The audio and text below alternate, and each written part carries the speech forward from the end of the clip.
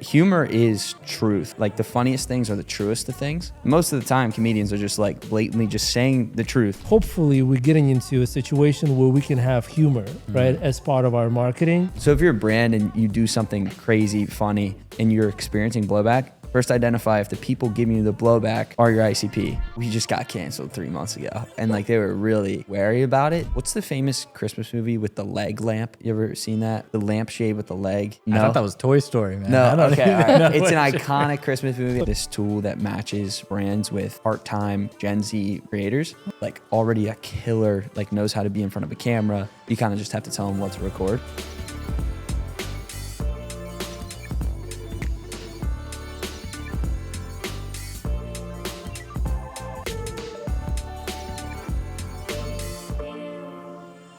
So part of our marketing goal is to take that energy that we have as a product builders, the speed with which we are innovating, and have that kind of be apparent in our marketing.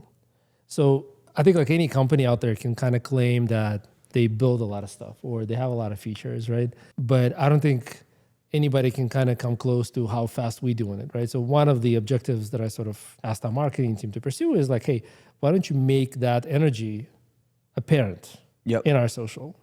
And their answer was, all right, let's go in and let's do some more product stuff or more sort of problem solution stuff. So we've tried that for a little while, and I'm looking at our stuff and I'm like, okay, so I don't still get the vibe that this is the kind of company that just doesn't sleep because it cares so much about it, right? So how do you convey that? And one of the ideas that came in, it was that, hey, Alexis can do this series where I wake up in the morning and my product team gave me like 5 features to announce.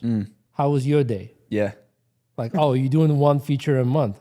Good for you. Yeah. This is like a Tuesday for me. Yeah. You know what I mean? So like for that kind of content, it would be nice to have like a like somebody who can like record that aspect of being a social media manager for fast-paced and like in any case. So cancel culture, right? All right, knock knock. Wait, I don't think I heard what's the concept here. Well, the concept is cancel culture is dead. Like how have we become like much more free to, in a good or bad way, of just posting whatever? Is anybody even getting held accountable for anything that they post online anymore? So that client of yours that you mentioned that is a little bit more legacy, do you worry at all about like them getting canceled? Yeah, I mean, that would suck. When we first started, though, luckily, they were like, we just got canceled 3 months ago. And like they were really wary about it. They did something at an event that was a little too crude and people saw it offensive. I forget what it was, but it was something. What's the famous Christmas movie with the leg lamp? You ever seen that? Like what? The lampshade with the leg. I thought that was Toy Story, man. No, okay, all right. It's an iconic Christmas movie. I want to say it's literally just called A Christmas Story, but they just have this super weird leg lamp in their living room, and it's like this iconic scene. I think they emulated that, but they somehow like sexualized it a little bit, and it was at an industry conference, and it backfired. Sexualize the lamp. So they were like very wary. Somebody is getting paid big bucks for these ideas. And I was like, okay, well, we're going to ensure we don't do that. But when you say cancel, what does that mean? They lost the contract? So I guess they defined it as canceled. And what it was industry experts were complaining about how they showed up at this conference. I think it's just for them, for that generation, which is probably, when I mean that, it's probably all I really mean by that is generation that lived through like 2000s. Yeah. They have that PTSD from getting canceled like in a real way. Like your life's over. Your life is over, your company's dead, like you lose your job, you have to quit, you know what I mean? And that's kind of what I'm trying to say is that perhaps that is over. Yeah. Today you have like anybody, I feel like, take politics, just lightly mentioning politics here. I don't think anybody is accountable for anything. I feel like any politician comes up and talks about absolutely anything today, factually incorrect or not. Yeah, and they switch their Tomorrow opinions. he just says, listen, I just repeated what that other guy was saying. That doesn't make it any less wrong, but he's not quitting. You know what I mean? Like, so today I feel like anybody just started to say anything. So yeah, and that's kind of like the cancel culture is element. Like, is it there? Is it not there? And memes are kind of like you're living in that space where they're like, is this pushing envelope? Is it not pushing envelope? Yeah. You know, but if the cancel culture is sort of dead, then do we worry about Because I feel like a lot of that cancel stuff was not about the fact that necessarily you went over what was allowed or not, but it's some complainers basically making a big deal out of something that isn't. Like there's a guy who's, I'm kind of working with him on a graffiti project, and he says, listen, I did this project in this, I guess, impoverished neighborhood. They're like this ugly building. And listen, with my own money, he says, right? He puts up this mural on the wall, and he shows me the picture, and it's a lot of cartoon characters, Bugs and Bunny, all those Mickey Mouse, all those people out there, and there is this hunter character, this. You know what I'm talking about? From like the Looney Tunes? The Looney Tunes hunter. Yeah. Okay, yeah. So he's standing there with a rifle, right? And not too far from him, there is a black duck. Oh, Daffy. God. You talking about from like the Looney Tunes? Yeah, The Looney Tunes. yeah. And the black duck is basically, so it's like this white hunter is shooting the black duck. And like people were... And in this neighborhood, apparently there are like a lot of shootings happening. Yeah. But he's doing this wall because of, because he's trying to make the neighborhood look good. Otherwise it's like super ugly. So, and he gets legit canceled because they'll take down the mural because people complain. But I think like in reality, with anything, you can potentially find something wrong. Like you can really find so I think when we say cancel culture is dead, I think eventually what we mean is that you have these activists out there who are just prowling to find just something wrong with what you said. Oh, you put a white shirt in a black event. He means something by that. No, I don't. That was the only shirt I had, Yeah. So and I think that level of activism is basically being ignored right now. So all these voices that used to kind of like force their sort of things, perhaps we just begin to ignore that. And as a result, we can kind of claim that the cancel culture is effectively non-existent. I think if you just like recognize that everyone's a human, people are going to mess up. Right. And you have some sort of empathy towards when people mess up and realize and track back to all the times you messed up and realize you're not perfect. Kind of hard to like impose your will on someone and like come from this higher angle and say you're better and cancel someone. So I think it's good for sure. But in marketing, right, you always make these decisions. So there is always messaging, right? And I can just, even outside of anything sort of cancel culture related, anything provocative, right? I could tell you that when I'm looking at sort of marketing sort of output, there's always something that I could potentially see that could be improved, right? Or there is something that maybe could be done a lot better, but it doesn't mean that I always get involved, right? So there's this sort of perfectionism, right, of messaging. And there's this degree at which at some point it becomes absolutely ridiculous. It is sort of like it defeats the purpose of what sort of controls are for. So I'm sure there's content that could be deemed offensive. Yeah. But to whom though? To 10% of the society? Yeah, like honestly, who ultimately decides like this is offending everybody, this is not offending everybody, or is this offensive? Like who is the deciding factor here? Like from the business perspective, like there's someone, Tommy Clark, I'm friends with, he talks about this. Like as long as you're not upsetting the people who buy from you, like it actually could be to your benefit if you upset the people outside of your buyers, right? Like common enemies and like rallying your buyers and potential buyers against people who would never buy you from you in the first place could actually be a pretty smart strategy. If marketers are just like, all right, we're trying not to piss off people that could buy from us. Who cares if Linda, who would never buy from you in the first place, is mad at you for what you did? Yeah. Like it doesn't impact you at all. It actually will probably help you because she's amplifying your message. Yeah, get more views. Like, feeding it. Yeah, but I think it goes like this. So I think the marketers attempting to be provocative or like attempting to be maybe obnoxious to some extent, to me, that's very risky. Because, and I would even argue that should be avoided. For sure. Because listen, it's your perspective on things. You could be wrong. You may be thinking you're offending 5 people, but in reality, you're offending 5 million, you know? So it's really like heavy mistake potentially. But I think as with any good ideas, right, some things have been kind of taken too far because in the case of memes, in which kind of like that's your neck of the woods, right? So I think even that is now, or at least up until a certain point, was deemed as very risky. Just straight up humor. So we're not talking about like alienating, people who don't use your product or any heavy-handed kind of aggressive stuff. We're talking about humor, and people want to stay away with it just because they're so afraid that would be somehow deemed, offensive. And kind of like my feeling is that with the way kind of we are today as a society where so much is being said and not a lot of people are being held accountable for what's being said, just the virality aspect of it. It's now sort of sipped through politics. Seemingly, nobody's getting canceled, it seems like, anymore, unless you put a swastika on your website or something, Like, you have to be something like super egregious, right?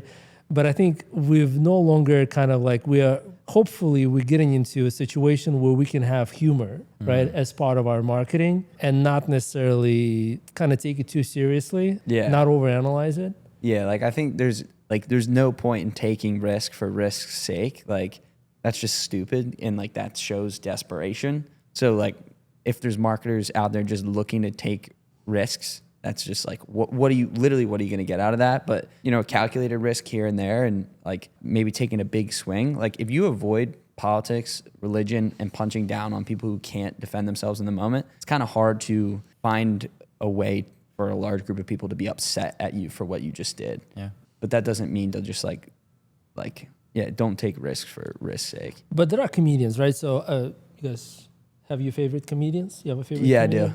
I like Shane Gillis.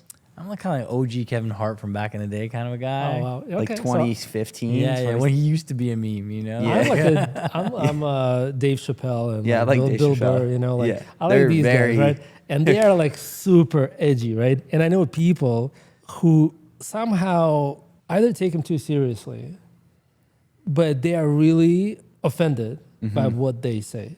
And my argument there is that humor is meant to kind of offend slightly, and that's okay because it's a joke. Like, how many jokes are about people with certain physical conditions or with certain mental ability? There are like so many certain sexes. You know what I mean? Like, there are so many jokes that poke fun at us, at this society, and Dave Chappelle is not getting canceled, although he might have been at some point. He kind of benefits being a comedian. Like, as a brand, like if you're a brand, like it's a little more risky, but like if you look at humor is truth, like that, like the funniest things are the truest of things.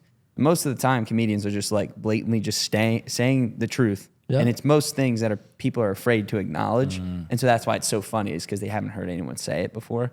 But like, I would highly encourage brands to not try and become Shane Gillis or Dave Chappelle or Bill Burr, but instead like look at Ryan Reynolds and look at how he's using humor to have his audience's guard be down, so they're way more receptive for him to sell. Like, if you lead with the humor, lead with the social selling, and then you can hit them with the call to action instead of just like shilling your product feature.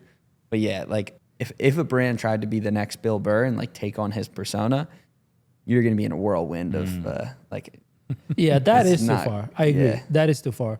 But what do you do as a brand if you did, let's say, pursued some humorous campaign in the form of memes or something, right? And then there's some blowback. Let's say there is some negative comments.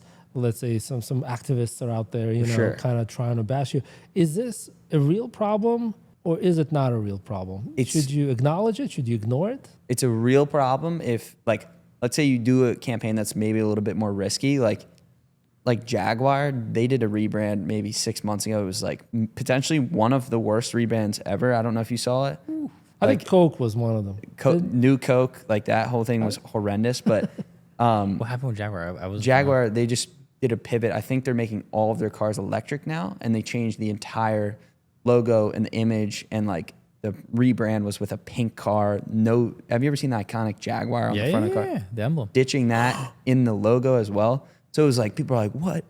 For Jaguar, in that instance, it's not a funny campaign, but it misfire. It's like kind of crazy. But if they identify that the people that are giving them blowback couldn't ever afford a Jaguar in the first place, then it's fine. As long as the people that could buy it from you in the first place are like, oh, this is kind of cool. Yeah. So if you're a brand and you do something crazy, funny, and you're experiencing blowback, first identify if the people giving you the blowback are your ICP. If they are, I would just say, look, we messed up. Sorry. Like, we're not going to backtrack. We said it. We meant it in the moment, but we will not do that anymore. Thank you for telling us. Just like we take all your feedback in when we're putting together our products and services, we're doing the same with our messaging, and thank you. Like, that's all I'd say. I wouldn't backtrack because that's weak, and like your character's moving, and then your ability to build trust with your audience might dwindle. Because nobody's sitting there actively trying. I mean, maybe they are trying to get people angry or trying to offend people, right? Like we're trying to make entertaining content that people are going to enjoy. They're going to relate to it. It's going to make their day a little bit lighter. And maybe, just maybe, when it comes time to buying a product or a service, they're thinking about us. And look, we're going to mess up. We're going to say something that maybe not everybody's going to think is funny. And I guess I really like that. As long as it's not our buyers or the room full of our buyers that are getting offended. And dude, like, who cares? If it's a room full of people that aren't your buyers, like maybe find ways to pour gasoline on that fire to get them even more ticked off, right? It's the same reason why, like, sports, like, what sports, do you guys watch sports? Oh, What's your favorite sport? hockey. What's your hockey team? Tough one. The I would say Mavericks. Rangers, obviously, Rangers, but not okay. really. No. Okay, so like I'm a Caps fan, right? Like I think Alex Ovechkin's the best player of all time, Sure. potentially. For sure. And like maybe you're a Rangers fan, or like someone who doesn't like the Caps, or maybe did Gretzky play for the Oilers? Everybody. Yeah, Kings, Rangers. So maybe you're like, no, Gretzky's the best, and then suddenly we're on these two sides. It's like that's why those fan bases are so loyal, is because they have people they can point to that are others. Like you're not us, you're not me, you're not me.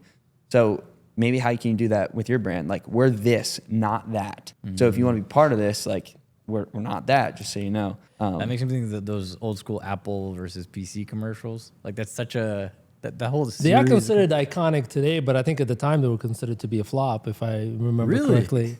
Yeah, it was Dang. considered to be like, it was sort of too aggressive. It was like sort of Steve Jobs, kind of like personal vendetta, against, I don't know, So ahead of his plagiarism time. of So ahead of his Microsoft's time. inventions or something. Like it was a tough one, yeah. Like Nike does it too. Like their whole slogan, "Just Do It." Every campaign that they run with the bold text, athletes working hard, their other is laziness and not achieving your dreams. And that's who they point the finger to. Like, we're not that. And that really rallies people. And like, I'm going to wear Nike. I'm not going to wear Under Armour, even though I love Under Armour. New Balance. But back to sort of the risks for just a little bit. Let's say the company does take risks, and whether that's riskier sort of content in the first place, or jokes, or whatever represents the risks. Something that I've observed, and I think that is something that perhaps older school marketers kind of don't realize, is the memory is very short today. So I would argue that whatever happened yesterday, almost like it does not exist. Yeah. So even if there was a flop, even if there was a misfire, and you did get some blowback, by tomorrow, day after for sure, Yeah. it's not even going to be, even in existence. And the fact that it exists, don't even bother removing it off your thread, because sometimes that backfires. Like, what are you trying to hide? Yep. Like, it's out there, but I don't think like anybody kind of realizes how short-lived memory we've now have. Like, you look at some of the more sort of prominent personalities on the news, they have no qualms in changing or disregarding things they said yesterday. Yeah. Nobody does these days. They forget, or not acknowledge it, or did I say that? You know what I mean? Like, so what, did I said that? And we just move on.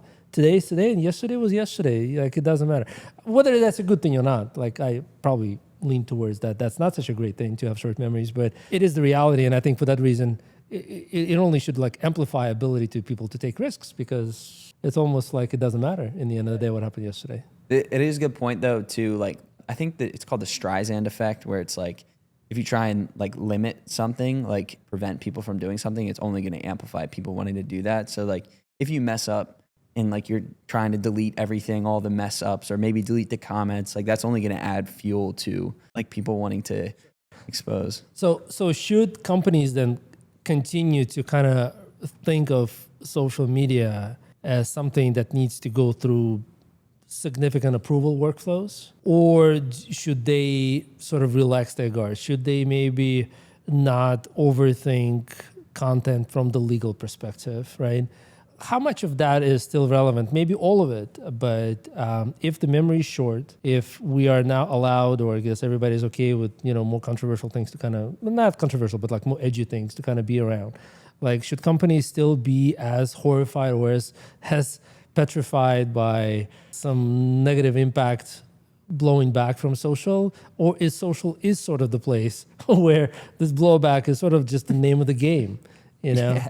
I actually don't even know if I have like a really good answer to that. Like I would say if you hire really good people who have high IQ and EQ and are able to make quality decisions, and you do all that research up front of like making sure you're hiring the right people, like then you probably don't need to be as tight with the leash when it comes to improving content on social media. But like I would definitely say don't just hire a bunch of interns and have them run your social media, like especially if you're a big brand, and there's still a lot of companies that do that. But like social media is the way I see it is a 24/7 salesman for your business. Sure. The algorithm is always feeding your content to other people. So just the same way you treat and have like oversight on your salesman, like how can you have that similar oversight on your social media? Like I don't think legal's tapped into every single transcript that your sales team is selling to people. Just to put things into perspective, can you give an example of both something risky that worked really well and something risky that perhaps gave you the most like for blowback? me, myself, or just in general? Well, maybe like without naming names or anything like that, but or giving company names, but like obviously as we talk about successes and failures here, risks and kind of rewards, maybe it would be kind of good to get an idea of what is a risky successful and what is risky unsuccessful, and like even the unsuccess, like how bad was it? Yeah, like for me, a personal story, the first time I ever posted on LinkedIn, I had just seen the new Spider-Man movie. Tom Holland was in it. I walked out of the movie and I was like, wait, this is a great idea. So a lot of younger kids, when they're getting an internship, they post on LinkedIn, like, I'm proud to announce I got this new internship at Deloitte. Thank you, Tim. Thank you, Sarah, for helping me get this job. And they put a picture of the logo. I, just having seen Spider-Man, was like, oh my God, genius idea. I need a marketing internship. So I'm going to announce that I got an internship at Stark Industries, which is like the company in the movie. Do you watch Marvel movies? Or A little bit, yeah. So, and I'm like, thank you, Tony Stark, for like the job opportunity, et cetera. And then at the end, I'm like, but seriously, I'm looking for a real marketing internship. If anyone you know is hiring, please let me know. Went crazy viral, and I got like 75 different opportunities. Like, You took them all, I hope. and yeah, I wish.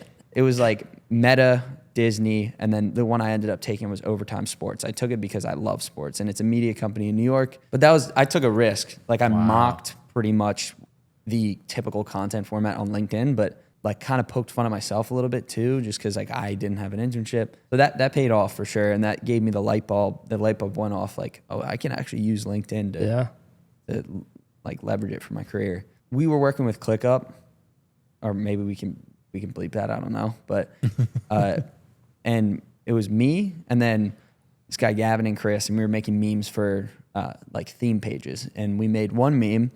It was with Kevin Hart in it, and it went super viral, like millions of views in a day. Like I want to say like 6 million views in a day. And I was in Boston, and the ClickUp team called me, and they're like, we're getting in some legal battles with like that celebrities' likenesses and everything, so please take that down. So we had to take that down. So that's a time where that kind of backfired a little bit. So celebrity likeness, but that's like more of a legitimately legal issue, right? Is that true though, that memes cannot contain celebrity likeness? Yeah, the legal, like if you're using their name, image, and likeness, like I see. Like they could come after you, but a workaround there is if you see other accounts using it and like big brands using it and you join in on that, the likelihood they single you out is way smaller.